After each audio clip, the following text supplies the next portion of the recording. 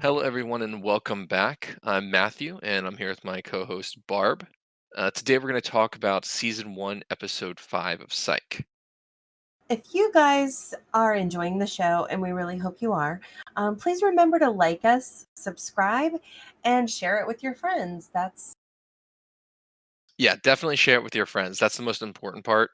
Um, Letting everybody know. We want to get all the psychos involved on the show if everybody likes it, and we want to get the fan interactions. Maybe we want to recruit a few new ones too.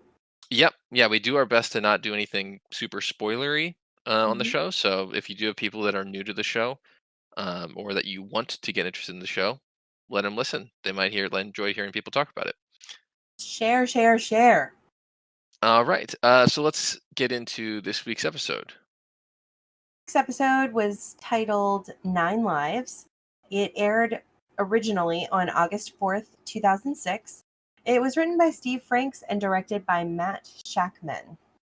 Matt Jackman has been a part of a ton of great shows. His first directing credit was back in 2002, and I wasn't super familiar with a lot of his older projects, but around 2009, he got into some shows that I loved and I followed, including Weeds, Chuck, House, New Girl, Always Sunny, Game of Thrones, The Boys, and most recently, WandaVision. And in total, he directed 5 episodes of Psych across the entire season or series. So I found it cool that he had also directed some Chuck episodes because those two shows, when you talk to people who like Psych, usually they like Chuck too. So that was kind of cool that he, did both of those shows in terms of directing. But he also acted on some shows way back in the day.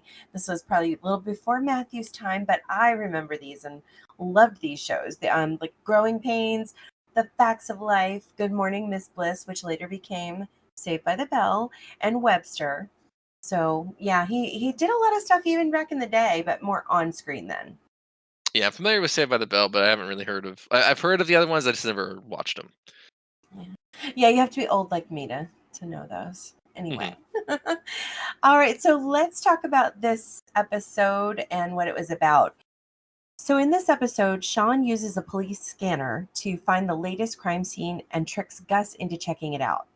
While at the crime scene, Sean sees clues that tell him it was not a suicide, it was a murder, and he pretends to communicate with the only witness, the cat, to solve the murder. And what were your thoughts on the episode? I liked this episode a lot. I thought this episode had a great plot. It was a good mystery, and it kind of, a lot of good clues in it and things like that. So I really enjoyed that part of it. I did miss a little bit of the interaction between some of the characters. Like Sean and Juliet have been very flirtatious in the episodes leading up to this one, and I didn't see any of that here. She was really serious with him, and that part I didn't love. But for the most part, this was a great episode. A lot of laugh out loud moments. I agree. I really like this episode. It does feel like we've gotten back to this is the show now. We Mhm. know we got great character development. We got great chemistry between the characters now. A lot of the things that I wasn't a fan of, they've weeded out now. So it feels like we're back on track with like the show now, and from here on out, we're getting like genuine psych Yeah. attitudes and mannerisms and character development. So I'm really They found excited their about that. footing. Yeah. They found their And footing. Yeah. also the episode itself was interesting too. The plot. There was nice Mhm. clue drops throughout the episode. Everything made perfect sense. There wasn't anything that seemed too convenient or too easy. And then also the comedy was great. There was Mhm. lots of really funny moments here between Sean being a psychic, between the cats and side characters, and it was a good episode all around. I loved it. I also noticed a little bit more of like the things that become very standard in the episodes moving forward. Yeah. So, and we'll talk about some of those, but it was like, okay, you guys have found your way here a little bit, and this is what the show is going to always consist of. I totally agree with you. Mhm. Um, so let's break down the episode a little bit. Matt, what do you have to start with? So at the start of the episode, we have our standard flashback scene with Henry and young Sean. No Sean, no young Gus this time. Um, it has them. They're outside sitting at the table, and Sean is eating cereal, pouring it out of the box. and he discovers that there's no toy at the bottom of the box and is upset. He asks his cop dad to haul the serial people in for questioning to get to the bottom of this issue that he's having. And Henry, as he does, has a great life lesson that sometimes things don't go your way and you just got to deal with it sometimes, even if there's nothing that can be done. I think that's a great lesson in general. Sometimes it just doesn't work out. You get the broken end of the stick, and you just kind of gotta either figure your way around it or deal with it. It happens a lot in life. Hmm. Great lesson. Yep. He gives him another lesson on creative problem solving, which I think is super useful. He shows him that the prize is normally at the bottom of the cereal box, but this time it wasn't there. He got screwed out of it. And he grabs another box and says that all you have to do is think outside of the box whenever you have these situations sometimes. Don't conform to that normal standardized thinking that you might immediately go to. And he Mhm. flips the box over and he says, now the toy is at the top of the box and you don't have to wait to get through the entire And box you of don't have cereal to eat again. all the cereal first. Yeah. Exactly. Yeah, okay, I noticed something in this scene, and I kind of like moments in shows when the actors seem more like real people. Hmm. So in this scene, I know crazy thing to notice, but I noticed that Henry has like almost like he had smashed his finger in something, and one of his nails was black, like from like bruised almost. Oh, I okay. know it's a weird thing to notice, but like it really stood out to me, and it makes for me things like that make the character seem more authentic. Like Henry like he was You're saying just there's a guy's backstory guy. to his fingernail. Yeah, like you don't know. Like it just for me, I like when actors Okay. seem like real people. Like when because you look at them as a character and you don't think, oh, well, the character smashed their finger, but like that's there and something happened. Not Hmm. character based, but I don't know. I like when you can see flaws on people on TV. Like it's more real to me then. Just a note. Hmm. Is what it is. Um Next we have a comment that Gus makes, which made me laugh Well, it's at the hysterically. start of the episode, and Sean and Yes. Gus are walking down the street. They're eating and walking, and they're just talking while they're out for this walk. So when Sean says, and he knows what he's doing the whole time. He's trying to get Gus to the crime scene, but he knows that. So they're walking and they're eating Chinese food as they walk. And Sean says, "We haven't done this in a while." And Gus says, "What? Eat and jog?" And that But was what so Sean is funny to me. talking about is he's talking about just them hanging out and talking. Apparently, it's been very busy for them, and Gus is complaining that he feels like he's exhausted. He's so tired from all the detective work they've been doing. Are you okay? You're dying. That was the funniest thing. He said, "What? Eat and jog?" Like it was great. That really made me laugh. I lost it for a Oh minute when god. that first started, just like I am right now, just thinking about it. It was so sarcastic and so funny that they're walking. Sean was literally using chopsticks as they're walking, like fast walking to this Mhm. crime scene. It was it was funny to me. Gus has got a few of those. He's got a few of those quick things in this episode too. He had them last episode. He's got them in this one also. Well, he came out strong in this one. It was it was great right from the start. One thing Uh, I did notice in this scene was a background inconsistency. So we know that the show was filmed, or the first season was filmed in British Columbia, or in was it Vancouver? Vancouver. And we can see that passes behind them once they get up to the corner and like see the crime scene. It pans back to Gus, who is obviously like disappointed because Sean literally just told him like, "Oh yeah, we'll take a break. It's fine." And then they arrive at a crime scene. But if you look behind him in that scene, it's at 218. There is a one of those big red tour buses, and it's got like the British flag on the back, like it's a Vancouver tour bus. So See, I was clearly too busy laughing yeah, to have to caught see that that. one. Hmm. That's funny. But he Oh. also says, so at this point, Gus sees it, is upset because Sean just told him that they would stop, and he's like, as Sean like Sean just pushes through. He's walking towards the crime scene, and Gus is behind him. He's like, "No cases, Sean. No cases. No cases." And Sean's responding, "We'll just stop in and say hi." And Mm. and this is Gus is like, "Stop in and say hi. What does that even mean? This is a crime scene." And and this reminded me of their relationship, of like the same thing that I had with my mom when I was a kid. When we would drive past like Toys R Us and I'd want to go in and get something, I'm like, I just want to look. And we had full intentions that I did not just want to look. I was definitely going to ask for something, but I don't know. That Yeah, just made me think about that. I thought that was really funny. that's Ugh, funny. that relationship. And then when they get to the crime scene, McNabb, our favorite police officer, is standing outside, like guarding it, and Sean shows off his people skills, and this is something that definitely is used throughout the entire show.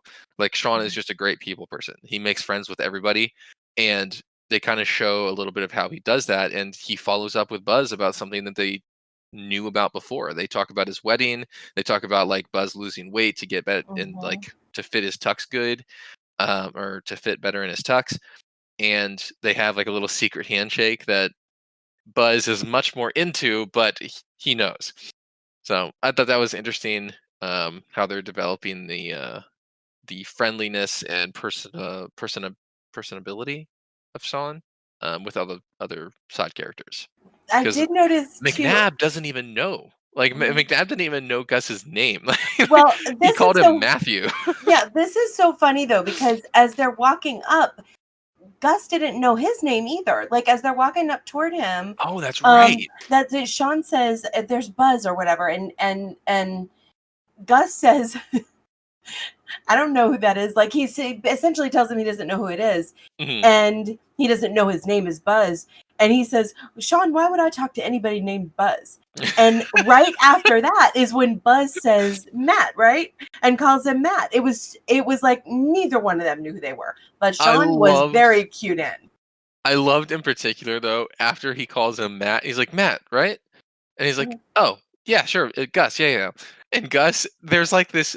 It goes on to Buzz and Sean talking, but there's this mhm. like, I don't know, 20-second window while they're talking that Gus just like steps away and turns around frustrated that Buzz didn't remember his name, and he's like talking to himself, and like you don't hear him say anything, but you just like see his head moving, like he's frustrated that again Right. somebody forgot his name. But he didn't know his name either, so he had no right to be He upset. knew his last name. He knew him Oh, as I don't know. McNabb. I think Mm. that's funny. That's I funny. thought it Well, was just one hilarious more of when those Gus was things. frustrated. Yeah. So now they go into the crime scene and they're sneaking around everywhere. Hmm. Because they don't want Lassie. Lassie hasn't seen them yet, so they're Right. looking around trying to gather any pieces of information they can to use. And at one point, they're like peering around the corner into the kitchen, and Sean posts up, and Gus says, "Act Mhm. natural," which naturally Right. means they're not going to look anything natural at all. They're going to like No, post up in this cool look. the pose they made, because you and I had the same note here that was because the way they looked after they said that Hmm. was anything but natural. Yeah, it was definitely not natural, and Yeah. it was really funny because of that. Hmm. Hmm. Sean, in an attempt to get on the case, so what has happened at this point is there's a dead body. It's suspected that it's a suicide, and Sean doesn't think so. He's seen a few clues: a marinated steak, the door's not locked, that convince him that like this guy wasn't planning on killing himself. Right. And um, he jumps in as Lassiter is saying that it's a standard suicide, and there's nothing to see here. Um, he jumps in and he says that he wants to interview the witness, and Lassie's confused because there is no witness. And then Sean looks over at the cat, and not only is it interesting that Sean wants to interview a cat, but it's funny because the cat is like licking himself when he says that, and then there's this like little pause where Sean is like staring at the cat until he finishes, and that's when Sean like he raises an eyebrow and he looks at Lassie and he says, "I'm jealous." I really did not bring that one up. It was Because so I thought perfectly you Sean. would. It was just so perfectly Right. Sean. Like, just the way that he raised his eyebrows, that little pause, that perfectly timed Mhm. pause, he was like, "Well, I'm jealous." It He's it's such a just good cook. perfect. It was so He's got perfect. I loved such it. great timing and such Yeah. like, he's not afraid. Mhm. He's just funny. Right. Then we get the intro, and then Mhm. we're back in the, psych office, um, and Gus is not happy about the cat, and we're gonna get a lot of these moments throughout this Mhm. episode with the cat and Sean and Gus relationship. Even though it's just for this one episode, it's a really funny thing that they decided to put in there between Gus and the cat. I So, loved it. at the end of that scene, Sean holds up the police scanner and there's another body. And so they, of course, have to go to that crime scene too. And they beat Lassie there. And so they start talking. They're, again, trying to get some more clues. Sean sees a few things, and Lassie spills coffee on his shirt, and they start talking about the coffee. And Sean says, tells him how he likes his coffee. And you're gonna that's like a heart attack waiting to happen. It's like 4 creams, 3 sugars or something. And Lassie says, lucky guess. I love that Sean says, don't you get tired of saying that? Great little Lassie dig. It's great. I had that one too. Yep. Because that's something that does happen occasionally throughout the show in the future too. Don't you ever get tired of saying that? Yep. It definitely is a great dig because Well, they're competitive. yeah. Yep. Yeah, it's almost like it's mostly competitive and it's not even him questioning whether he's psychic. Like it's more of just like he doesn't want Sean to be right about anything, so he's gonna try and snipe him any way he can. But if you So I notice, like like that. all throughout the episode, and it's happened already a couple of times by this point, as soon as Sean will tell them something, Lasseter doesn't want to admit that it's anything, but then he turns to Juliet and says, yeah, let's follow up on that. Like hmm he does that consistently in this episode. So I just love it because and this time it happens throughout this episode I think a couple times, but this is the first time is their relationship has developed beyond just like hating each other. right. It's more of a fun competitive thing now, it feels like. Well, Like, for Sean, Lasseter's gotten used to it. Well, he's got yeah, but I mean, even I don't Lassie, know that it's though, reached. Yeah, but I don't know if it's reached fun yet for Lassie. But less frustrating. right, Yeah. right. He's less Mhm. angry about it. Now he's just Exactly. kind of passive. Yeah. Yeah. Mhm. And, at 12:09, there was a cool moment showing Sean being quick on his feet. He throws the cat in the car. This is the car that they found the second victim in. It's another supposed suicide. She turned on the car and closed the garage door. Um, Sean throws the cat in without telling anybody, and the cat goes in there, and Sean's looking around, and then Laster points out that the cat is peeing on something in the back seat. Sean is quick on his feet, and he just deduces, like, okay, so what's he peeing on? Oh, he's peeing on laundry, like dry cleaning that they just picked up, and he's like, he's peeing. That's him way of telling us that it's a clue. The cat's pointing out a clue. Hmm. What person who's going to commit suicide swings by and picks up laundry first? I thought Right. that was a clever moment for Sean. Like quick deduction, really like, and that was a valid point. It wasn't even just a silly thing. It was a valid point. So I Hmm. liked that. I thought that was fun. After that part, as they're about to leave the crime scene, Gus in the backseat of that car with his knees all scrunched up. yeah, his knees are all the way up to his chest. So it ends. So they leave the crime scene in the Blueberry, and Gus is in the back seat. Sean is driving, and the cat is riding shotgun. And there's a funny interaction because Gus is in the back, bitter, and he's like, "Tell me again why the cat gets to ride shotgun." And Sean says that the cat gets car sick, and you know that. Okay, it's Gus's car. Why? It is. Why does Gus even put up with it? Why is Oh, he in the back seat? And okay, now I really love this moment too because this is where we start learning a little bit more about this little car. mhm. And Gus says, "This is a company car, Sean. I have to turn it in like new condition." Yeah, he hands him the newspapers to put under the cat. It's like put him down, Sean. This is a company car. I have to return it. That means I have to return it in like new condition. It's so good. This was another laugh out loud moment for me. I don't know. Mhm, Gus the whole time with his knees up like that. It was just funny. Mm, that mm. little car has its own character. It is. It definitely becomes more of one later. It has its Definitely. own character arcs, character development as well. Its It's own crazy. They made the car a character, but yeah. we're not there yet. We're getting a little ahead of Nope, ourselves. nope, let's back on up. After the scene in the car where they're leaving the crime scene, we're back at the police station, and there's actually a nice scene where McNabb, due to him getting married, which they pointed out earlier in the episode, he approaches Lassiter at the police station, and is kind of nervous and like tepid about asking him, but he starts a conversation with him saying, "You're still married, right?" And Lassie immediately, like just completely the other side of the coin, his face changes to anger, and he's like, "Are you trying to piss me off?" Just immediately, Lassiter's or Buzz starts off on the wrong foot. Like he Yeah, was nervous and he just said the wrong thing, and and he's like the it nicest was awesome. I guy loved it. ever and just genuinely wanted somebody to talk to. A little clueless. Right.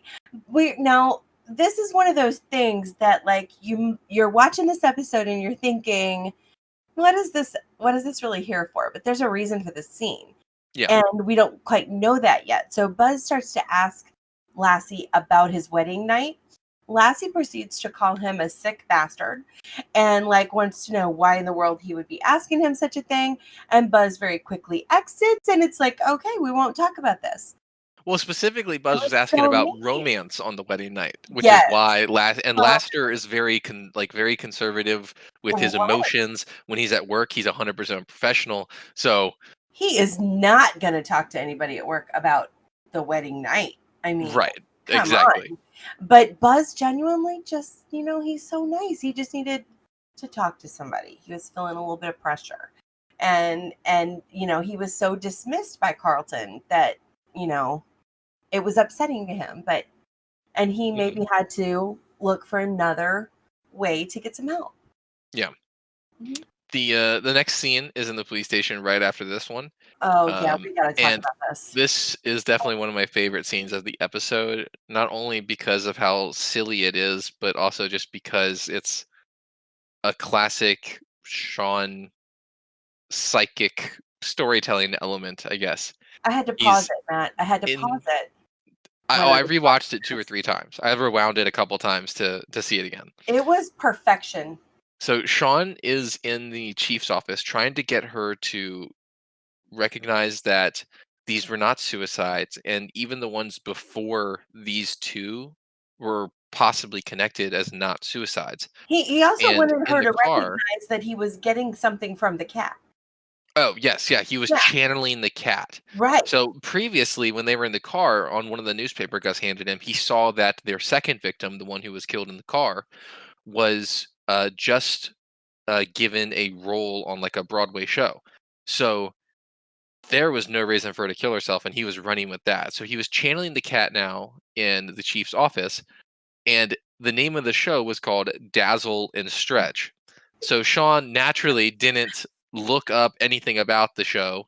All he went off of was the title. So he's starts dancing in the chief's office Oh, and and saying singing. dazzle and stretch. I dazzle and I stretch. And he's like stretching and dancing and twirling around, just saying dazzle and stretch and singing it over and over again. So And good. then, yeah, it was great because it ends with him falling into Lassiter's lap, Yeah, because Lassie had tired from seen all the this through the dancing. windows. Lassie had seen this through the windows, and he has to come in there and see what in the world's going on. And he Yeah, sits down. he's like looks up and he sees him dancing through the glass, and he's like, "I got to go in there. What's going on?" And then Yeah. he sits down at the chief's office, and whenever Sean is done with his dancing, I don't know, whatever you want to call that dancing psychic episode, he falls into Lassiter's lap, and we get a good 20 seconds there before Lassiter tells him to get up. He just like whenever it initially happens, he's like, "Whoa."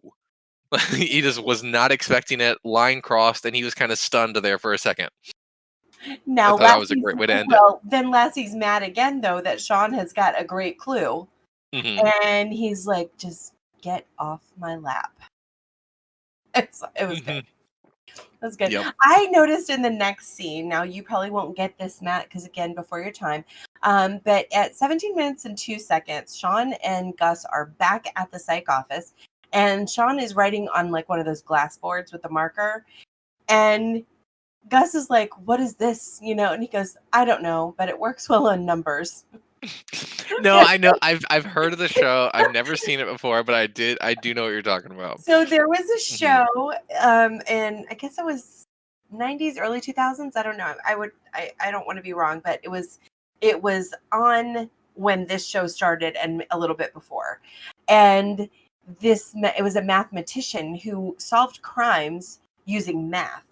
And because they were like algorithms and this, that, and the other, and his brother was an FBI agent and he helped him solve all these crimes using all these numbers. And so Sean's like trying to get something out of nothing there. So I thought that was a cute reference. And Mm. he also does in that scene, he also ends that scene with what Henry taught him in the beginning. Is like sometimes, they've got all of the pictures of the victims on this board. And Sean goes back to that lesson that Henry taught him about maybe starting on the other side or thinking outside of the box, flip it over and see what happens. And so he takes the first victim, or well, he takes the one victim that they have in last place and moves it to first place and is like, well, this is where we need to start because, and it gives them a new place to start. Yeah, I believe it was the oldest one, so the Mhm, first suicide that happened in this like set of this like string of suicides. mhm. So they start from the beginning, and the beginning leads them to the dead guy's brother, who is renting out the apartment that they shared together, because he doesn't want to live there anymore. So it's a really fun scene where Sean and Gus show up as potential renters, and they want to like see the apartment and they want to interview the guy undercover, incognito. Sean tells the guy through initially through like suggestion and the way he answers questions that they are partners and lovers in the night. And I thought that was a great scene because it makes Gus super uncomfortable. Because it starts out with them saying, "How do you guys?" The guy asks, "Like, how do you guys know each other?" And Gus is like, "We're partners." And then he sees the guy's face and he's like, "Oh, not like that." But then Sean's like, "No, no, no, we are, we are lovers in the night." And there's this like pause that Gus gives where he's like, "This guy is judging me, and I'm just gonna take it." And he just like stares at the guy, and I thought that was really funny because then they tie it in with like Sean goes into the bathroom to look around and he like grabs a piece of mail as evidence. But when he comes back out, he yells from the hallway, "Gus, good news! There's a shower for two." This leads to another awkward look between the landlord and Gus again in the living room still. I thought that was fun. After that scene where they're in the apartment, they do leave and they're in the car again. And Sean shows Gus that he took a piece of his mail. Which, by And the way, can I just add that was that was such a Gus response. It's a federal crime to open someone's mail, Sean. like, you can't open that. And Gus then is just and all then over after he accepts that Sean's gonna open it, he's like, they're in the car driving, and he's like, "Do it quick, quick!" it. And Totally Sean's like, realistic. "Who's gonna see us? Like, we're in the car." So Gus, so Gus, he's such a rule follower.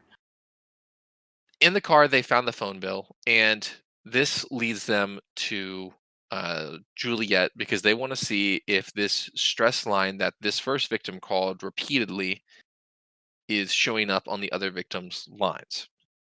Which is a good deduction. Victims calling a stress line and a bunch of people committing suicide could be a lead. And this was a cool scene because it's Sean again relying on Juliet and Juliet trusting Sean and kind of possibly helping him.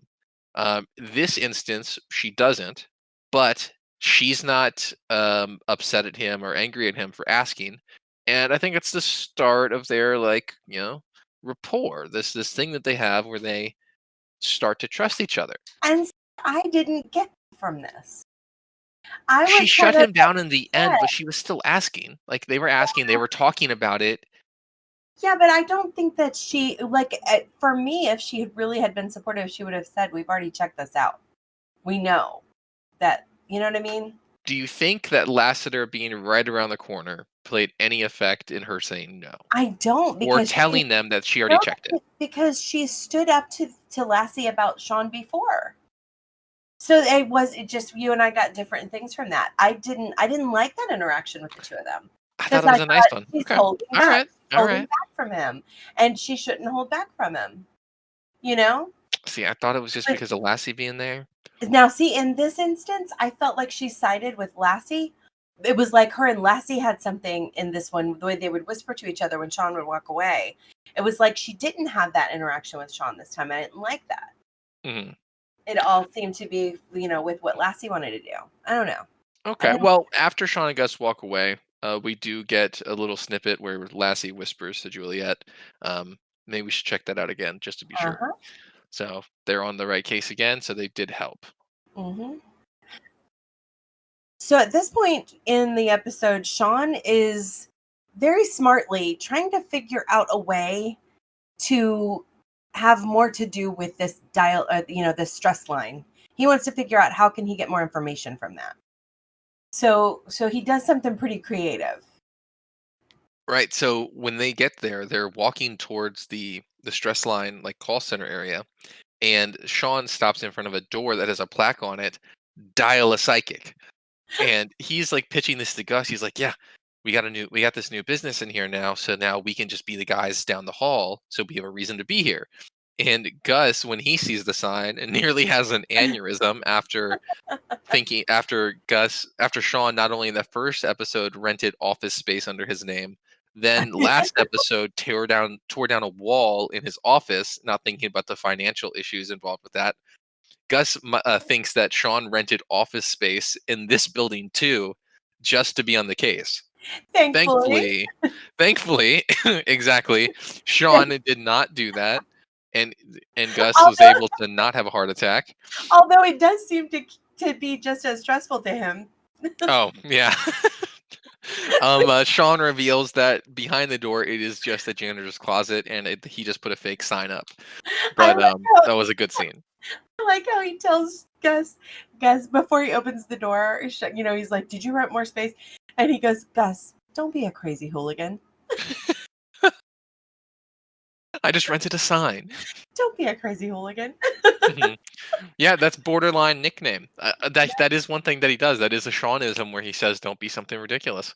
Now, the other cool thing about this scene is when he opens the door, it's our "Where's the pineapple" moment. Hmm. And there's the pineapple sitting there with a nice little bow on it. Yep. And Sean takes that as a gift to the people in the stress line office to introduce himself. Now, when they get in there, we're at 24 minutes now. Whenever they get into the stress line, the office manager comes in and introduces himself as Terrence. And one thing that people who have seen the show before will know Mhm. is that Terrence has actually been in several episodes. The actor's name is Carlos Jacot, I think, Jacot? Jacott. Jacot? Jacot. Mhm. And it is, and he's been in at least two other episodes. Specifically, one I remember is the remake of Cloudy with a Chance of Murder. And I know I've seen his face in I think one other episode. I just can't recall it at the time. But yeah, Well, they definitely reused him. in this part, Gus also, and as we go through the show, there are going to be a lot of nicknames for Gus. But as he's introducing himself and Gus to the staff of the stress line, he introduces Gus as Gus Silly Pants Jackson. Yep, another classic. Hmm. Also in this scene, there's an 80s band reference. Just like last week, we had the Stacy's mom moment in the car. This week, it's a little bit different, though. When they're in the office, one of the people, who we later find out is Rory, um, asks Sean to, give him a sample of his psychic abilities. And he does. And Sean notices his eyeliner. And after he does his little party trick, um, Sean and Gus say to each other, "Dude, did you see his eyeliner?" And Sean says the guy could be the drummer from The Cure. Anyone who knows The Cure, these guys wear a ton of makeup. It was a fun reference for the 80s music people. Mm-hmm. Then we go from that scene to Sean walking into the janitorial closet office, and Gus is sitting on a bucket. And He looks so says, sad. he says, Sean, I've been sitting on this bucket for an hour and a half. Like, why would you sit there for an hour and a half? He's Get up. like, just do it. He's like a child who's like, wait here, I'll be back in a little bit. He just never got up. Like he was locked in the closet or in timeout or something. It was so funny. I've been sitting on this bucket for an hour and a half. In the same scene, when Gus comes back and opens the door and we see Gus, we see while they're talking about the case, Sean is like pulling off pieces of tape to hang a cute little cat poster that says like hang in there on the wall inside of the janitor's closet. And Sean and Gus ask him like, what are you doing? And he's like, I'm trying to create a pleasant work environment. I loved it so much. I loved I it. know. I have that same note.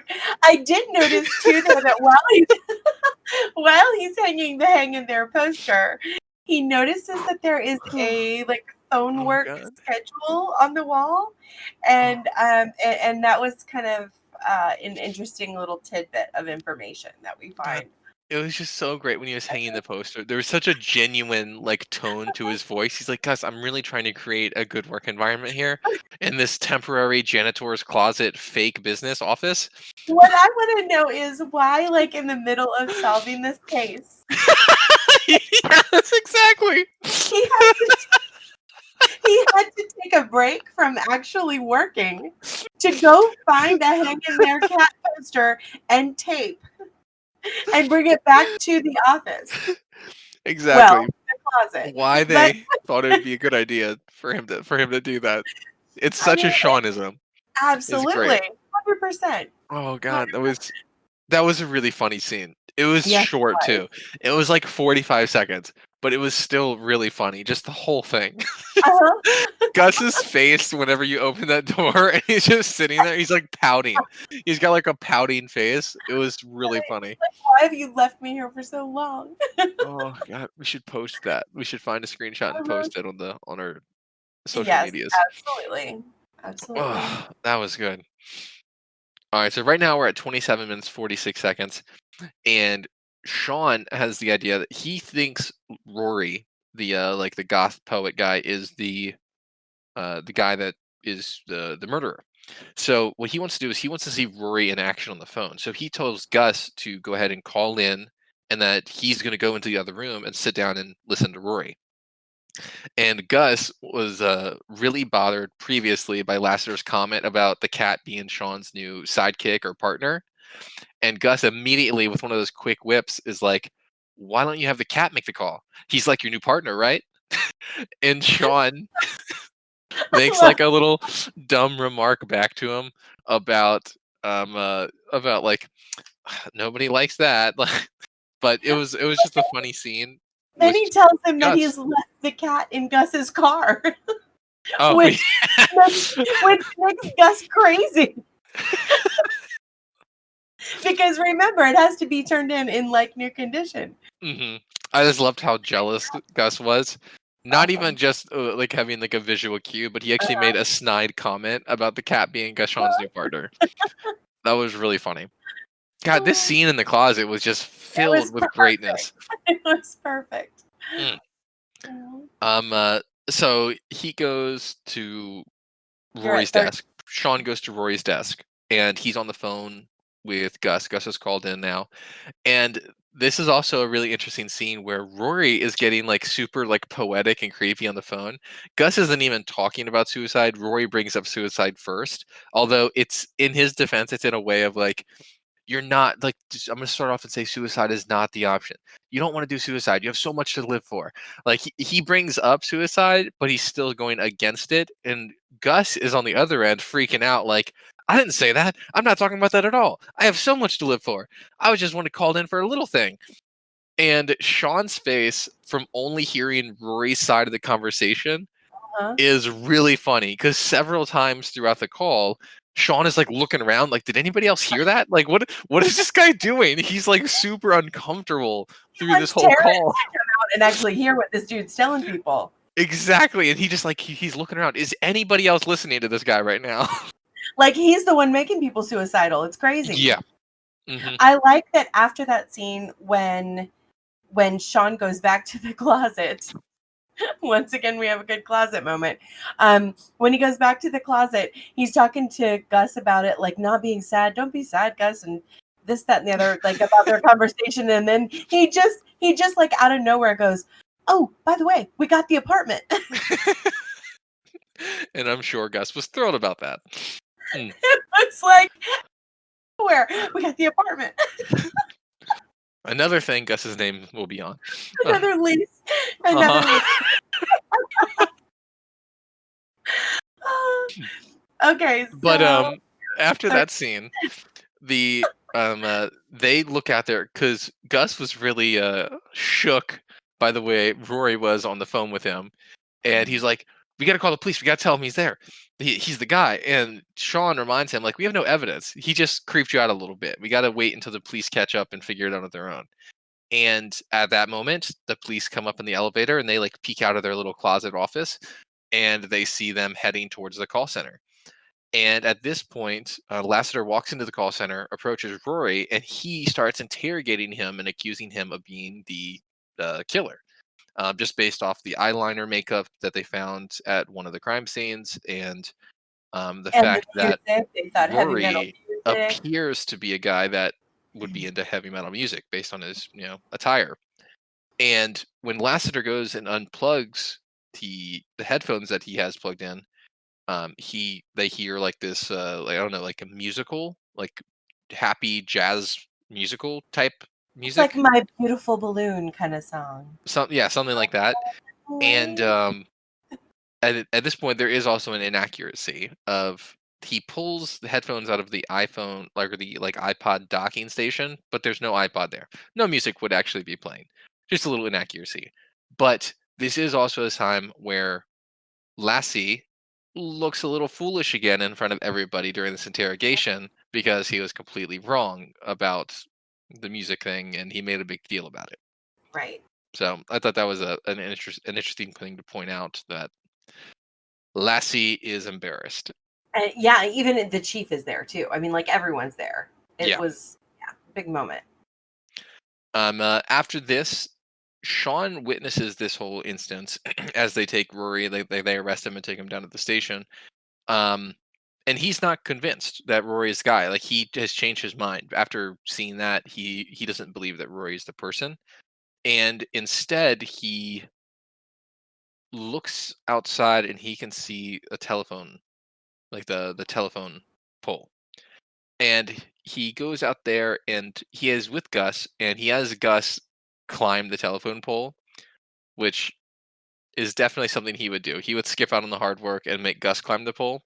Mhm. But whenever he does, he finds evidence up at the top of the pole that Well, leads and him to the killer. he sees the little things, the spikes that Gus is climbing, Mhm. and remembers in the apartment that they were looking at that the key holder was made of those little spikes. Yeah, the climbing So spikes. it kind of indicated to him, kind of what was going on. But I do have to ask, Matthew, were you aware that that was even a thing when there were landlines, that there were those little phones that could be plugged in Yes. at the top of poles? Yes, I was aware of that. Okay, that's This good. actually comes into play in a future episode as well. Okay, okay. They have one I, of I these too. just wanted to make sure if I needed to explain it to you, I could. But No, they're just that's plugging into the phone lines. okay. All right, Mhm. all right. This is where Sean's trying to find out who the last person that was called on that phone.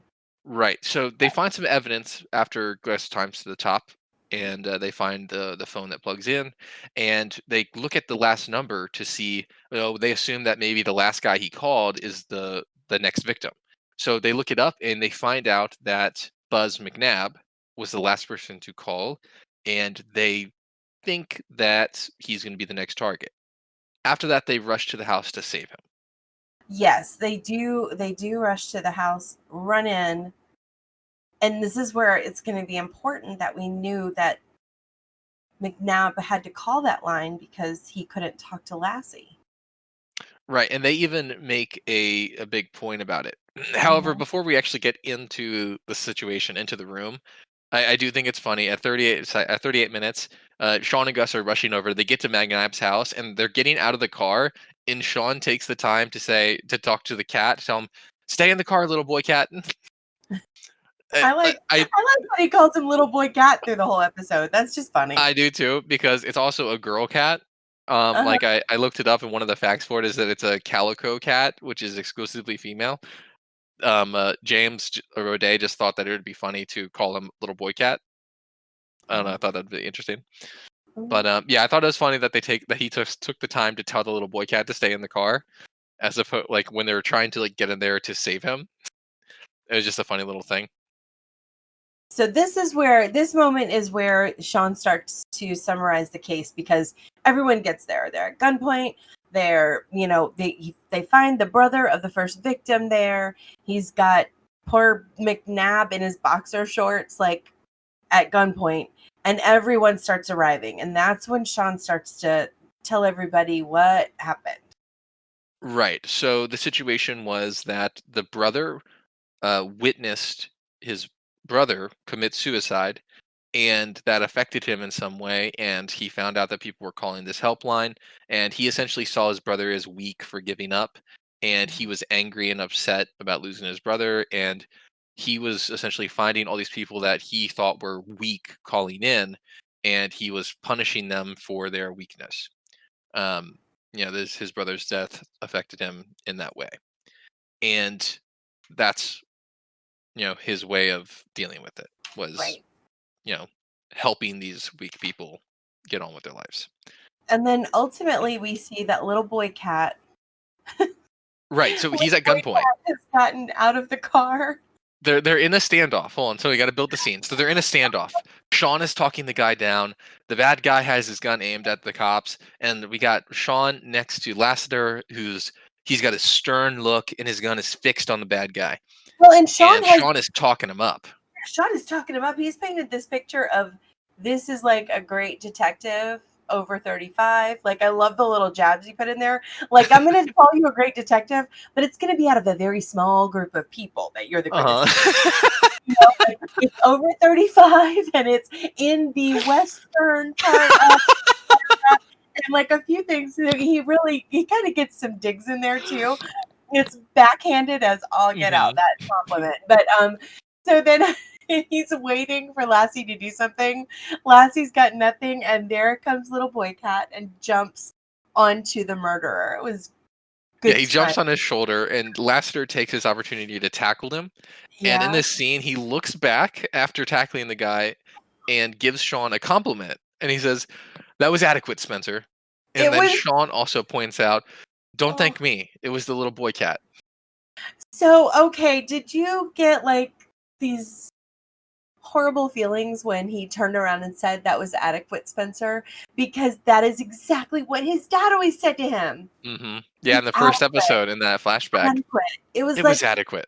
oh, Sean is like so striving for better than adequate, and he knows he's better than adequate, but he needs to hear it from somebody important to him. And I oh, don't think that he took it that way. I think that he saw it as a good thing that Lassiter acknowledged him in a good way, well, even if it was a little backhanded, but maybe still maybe acknowledged the adequate comment rings so true to Sean because that is what he heard from his dad. him. That he was like, huh, okay, well, maybe he does think I'm okay. Hmm. I don't know. Maybe. Yeah, that's But another way to look at I it, just yeah. was like, it's adequate? Really? Oh, it kind of broke my heart a little bit. Well, after this scene, we got another little like, a short little scene that was just really funny, similar to Uh-huh. the office closet thing. After the episode has wrapped up, we get a little moment in the psych office with the guys. They're sitting down, talking about, like, everything that happened, and they're eating cereal, which is a callback to the beginning of the episode flashback. Can I just say that the question Gus asks about the cereal was so funny to me. He's like, "Isn't it a beautiful color that the cereal turns to milk?" It was like fruity cereal. I thought that was funny. Is it? Well, I mean, it changed I the didn't color even of think milk, about but that, it but is funny. that is actually a really funny like detail. Like Yes. it makes you wonder if that was in the script or if like Dulé was just like doing some B-roll or something. He might have been ad-libbing it. But That's they're funny. talking about like Gus was, I guess he was still thinking about the phone call, and he's like, I got a lot to live for. I'm a good looking guy. I've got, I was the other day I was there, and one of the people I worked with said that I looked good with my case and Uh-huh. with my pharmaceutical case, and he's like, they're talking about Gus and how pharmaceutical sales can be sexy. And Sean agrees with him, and he says, "There are times I have to stand a few feet away from you because you are literally sizzling." And Gus immediately, no questions, nothing, is like, "You see what I'm saying?" This is a great like best friend interaction between them, And where they go they're on just like about helping each that. other, riffing. Loved it. Yes, And they even followed up some more. This is at the right. very end of the episode, 40 minutes in. Gus says, "You may be the only non work friend, but you're my best friend." And how many best friends does one person need? And Sean is like, puts his finger up in like acceptance of like one, One. just one. That's all you Just need. one. And it's a good bonding moment because then Gus finds out that Sean took the mood ring at the bottom of the cereal box, and he and like they've definitely had this before because Gus immediately is like, "Did you flip it over? Did you start at the bottom? Is that how you got it?" He said, "I had the bowls timed out, Sean. Me, then you, then me, then you. I was gonna get the ring." He planned it. He was Hmm. like going into that cereal box with a plan. Oh, it was Fun. such a great scene. It was a really good scene. It was so silly and unimportant, but they made it because then, It was so about their relationship. It was Sean, so good. right? Because then Sean, like in their relationship, he's playing. He's like two steps ahead. He pulls out, like he lifts up his hand with like the cereal, with like the spoon to like take a bite, and he emphasizes that he has the ring on his finger already, the mood ring from the cereal. And Gus is frustrated, and he stands up. He sticks his finger into Sean's cereal, and then he storms out of the room. And Gus and Sean's like, So "I'm not. I'm eating yours." before that happens, though, Gus says something mean to Sean, and he's like, "You're gonna have to say something sweet in a few seconds because you just turned it from blue to brown." Yeah, the mood ring. Great. That was a I really so want to know what was written and what was ad libbed in these scenes like this. It's so good. It's comedy gold for and we Psych know that in this James scene. Roget is so good at improving things that Yes, it's hard not to know what was scripted for him. I would really love to know that too. I know. I would love to see these things. I Yeah. wonder. ah, this is something we have to look into. I wonder if we'd be able to get access to the original scripts from these. You can buy some of them online. Yeah, I would love to look at them and see what was written in the script. We need to look into that. We need to find that because that would be a cool thing that we could even reference on here and share with them. Like we have the original script back from 2006, and it said Right, this, but they went with that. I right. think that'd be awesome, and that's something we should look into. Okay. I like it. But All yeah, right. so So that concludes this week's episode as far as all of our timestamps. now let's Yeah, talk about some notable points. Okay, so this week's ah yeah moment. My ah yeah moment was that the cat saves the day by jumping on the murderer. I mean, it kind of was full circle. Like he's channeling the cat, and then for the cat to be the one to do that was kind of great. Thought that was a great ah yeah moment. plot wise, that was a good one. I'll give you Hmm. that. Although I think my favorite part of the episode, my all yeah moment, has got to be a comedy based one. There was Okay, lots of funny scenes in this a ton of them. between the one at the end with the cereal bowl in the closet and also whenever Sean was dancing in the chief's office. All great moments. But I'm thinking that the one in the fake psych office, the dial a psychic office in the closet, that was probably my favorite scene. I loved that scene. It was so funny. It was so true to the characters. Mhm, Their rapport there was perfect, like the chemistry between them. mhm. And it did also tie in some to the case. So I really I enjoyed that one. I thought that was a great scene. Now, I also had a come on son moment in this episode. It was at 14 minutes, 20 seconds for me when Buzz asked Lassie about his wedding night. And Hmm. Lassie turns him away and calls him a sick bastard. And I just could think, poor Buzz. That was my come on son moment. I was thinking about that one too as my come on son, but I also thought it was funny because it was really true to Lassie. I thought that Sure. was fun. It was a Lassie moment where he was kind of rude, but it was also not ill intent. That was just how Lassiter would have reacted. Now, So I I have completely understand it, and I would probably agree with you on that as a come on son in that aspect.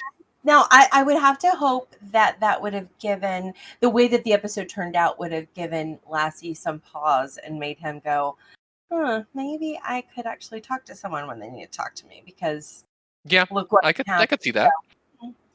Okay, so wait for it moment for me this week was Sean doing what Henry taught him. He would, changing the crime scene photos and starting from a different perspective.